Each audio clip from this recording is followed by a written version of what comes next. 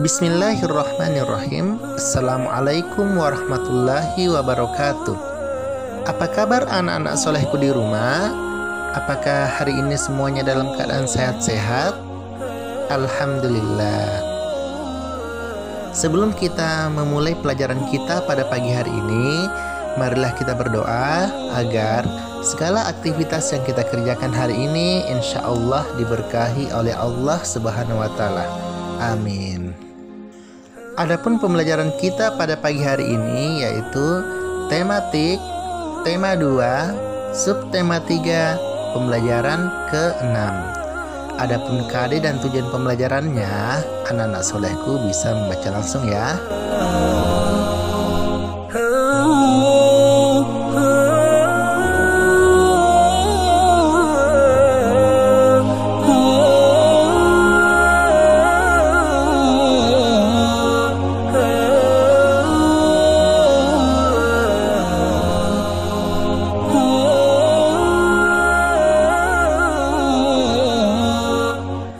Nah, itulah tadi pemaparan KD dan tujuan pembelajaran yang akan kita pelajari hari ini.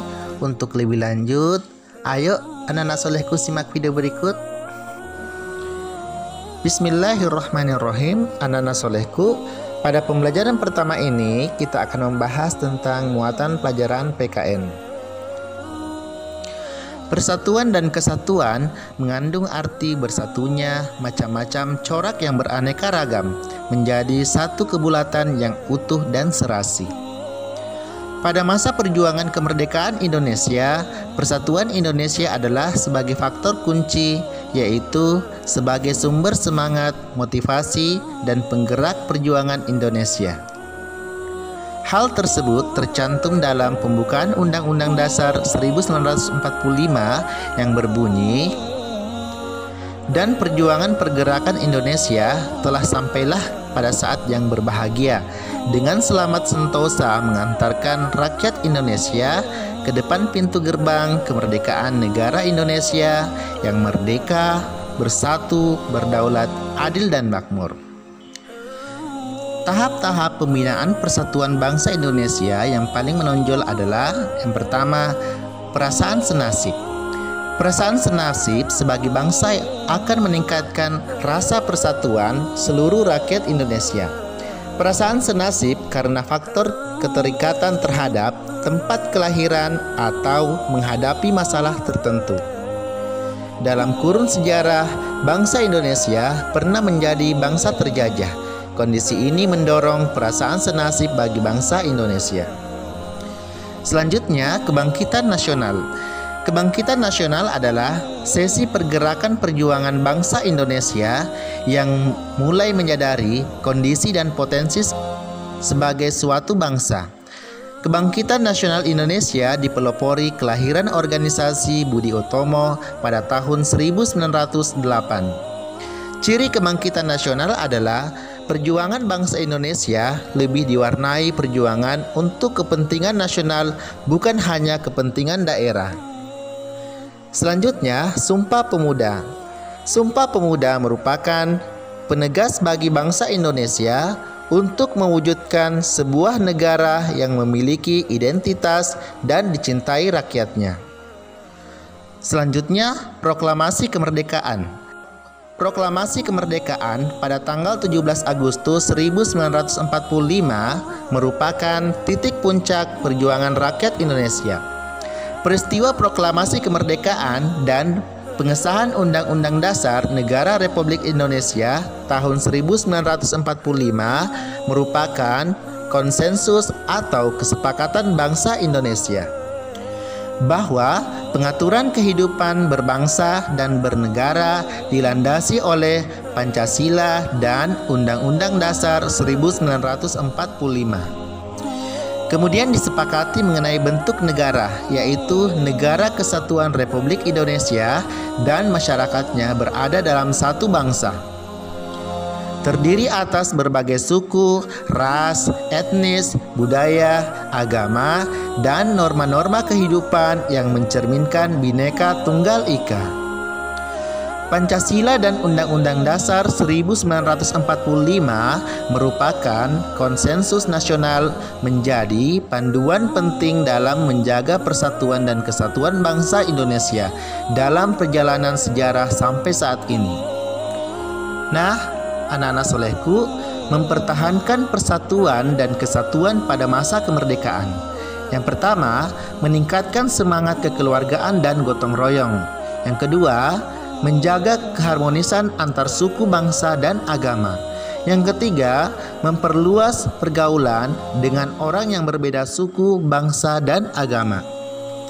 Yang keempat, meningkatkan pendidikan masyarakat agar wawasan dan pengetahuan bertambah.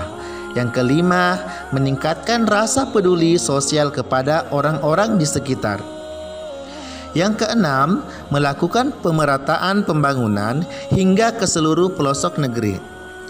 Dan yang terakhir, tidak mudah terpancing oleh pihak-pihak yang ingin memecah belah bangsa. Anak-anak solehku, sekarang kita lanjut muatan pelajaran bahasa Indonesia tentang kata baku dan kata tidak baku dalam teks. Pada pembelajaran lalu, kita telah membahas tentang kata baku. Di sini, kata baku merupakan sebuah kata yang digunakan sudah sesuai dengan pedoman atau kaidah bahasa yang sudah ditentukan. Ataupun dengan kata lain, kata baku adalah kata yang sudah benar dengan aturan maupun ejaan kaidah bahasa Indonesia, sumber utama dari bahasa baku, yakni Kamus Besar Bahasa Indonesia atau KBBI. Kata baku umumnya sering dipakai pada kalimat yang resmi, baik itu dalam suatu tulisan maupun dalam sebuah pengungkapan kata-kata. Adapun ciri-ciri kata baku, yang pertama, kata baku tidak dipengaruhi bahasa daerah. Yang kedua, kata baku tidak dipengaruhi bahasa asing. Yang ketiga, pada pemakaian imbuhan secara eksplisit. Yang keempat, digunakan yang sesuai dengan konteks kalimat. Dan yang terakhir, tidak terkontaminasi atau tidak rancu. Selanjutnya, kata tidak baku. Kata tidak baku merupakan kata yang dipakai tidak sesuai dengan pedoman atau kaidah bahasa yang sudah ditentukan. Biasanya, kata tidak baku sering dipakai pada saat percakapan sehari-hari atau dalam bahasa tutur. Adapun faktor-faktor yang bisa mengakibatkan munculnya kata tidak baku, di antaranya yang pertama, yang memakai bahasa tidak mengetahui bentuk penulisan dari kata yang dimaksud. Yang kedua, yang memakai bahasa tidak memperbaiki kesalahan dari penggunaan suatu kata. Itulah yang mengakibatkan kata tidak baku selalu ada. Yang ketiga, yang memakai bahasa dapat terpengaruh oleh orang-orang yang terbiasa memakai kata yang tidak baku. Dan yang terakhir, yang memakai bahasa dapat terbiasa memakai kata tidak baku. Nah, sekarang kita kerjakan peta pikiran berikut ini ya, dengan mengapa persatuan dan kesatuan penting untuk kesejahteraan umum. Ayo kita sama-sama mencari peta pikirannya. Yang pertama, kita akan menggunakan kata apa. Pertanyaannya adalah, apa modal utama dalam mencapai masyarakat sejahtera?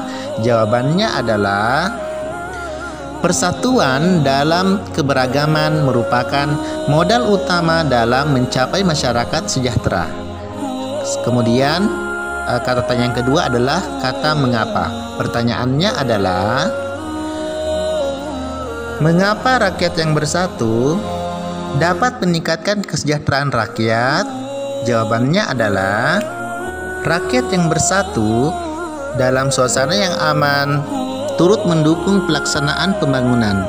Jika pembangunan berjalan dengan baik, maka kesejahteraan rakyat akan meningkat. Selanjutnya kata tanya yang ketiga yaitu kata tanya siapa. Pertanyaannya adalah, siapa yang harus menjaga persatuan dan kesatuan? Jawabannya adalah seluruh rakyat Indonesia. Selanjutnya kata tanya yang keempat yaitu kata tanya bagaimana. Pertanyaannya adalah, bagaimana jika suatu negara terpecah belah? Jawabannya adalah, jika suatu negara terpecah belah dan tidak aman, maka pembangunan akan terhambat. Pembangunan yang terhambat akan mempengaruhi kesejahteraan masyarakat. Selanjutnya kata tanya yang kelima yaitu kata kapan. Pertanyaannya adalah, kapan kita harus menjaga persatuan dan kesatuan? Jawabannya adalah, kita menjaga persatuan dan kesatuan setiap saat. Dan yang terakhir kata tanya di mana. Pertanyaannya adalah, di mana kita harus menjaga persatuan dan kesatuan? Jawabannya adalah di Indonesia. Jadi itulah merupakan beberapa peta pikiran yang telah kita bahas ya. Bagaimana anak-anak solehku? Apa kalian sudah paham? Alhamdulillah. Alhamdulillah, demikianlah pembelajaran kita pada pagi hari ini. Semoga anak-anakku semua bisa memahami materi dalam video pembelajaran tersebut. Dan saya tutup dengan ucapan doa kafaratul majelis. Subhanakallahumma bihamdik, asyhadu alla ilaha illa anta, astaghfiruka wa atubu ilaik. Wassalamualaikum warahmatullahi wabarakatuh.